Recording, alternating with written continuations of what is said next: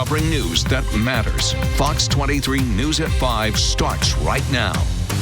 The governor's office released the details of Operation Guardian, the plan for how Oklahoma will help the Trump administration carry out mass deportations. I'm Shay Razi. And I'm Rick Marinon. Thanks for joining us. The detailed plan only focuses on those who committed crimes after they crossed the border illegally, and it involves those in state prisons and county jails. Governor Kevin Stitt's office released the details of Operation Guardian. The plan is how the state of Oklahoma will handle undocumented immigrants and work with the Trump administration's plans to carry out mass deportations. I launched Operation Guardian here in Oklahoma to help keep our communities safe. And so I instructed Commissioner of Public Safety Tim Tipton, Department of Corrections Director Steve Harp, to be ready to assist the Trump administration as they begin deporting those who have committed crimes while here illegally.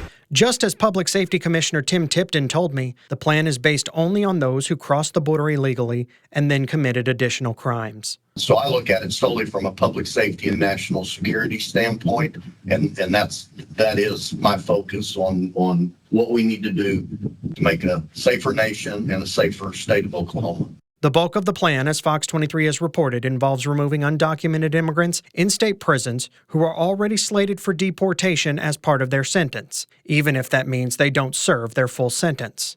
Operation Guardian states there are 525 inmates behind bars who qualify for deportation, as well as undocumented immigrants who served their sentence for a crime and have been released. The state will now attempt to find them and bring them into custody for ICE.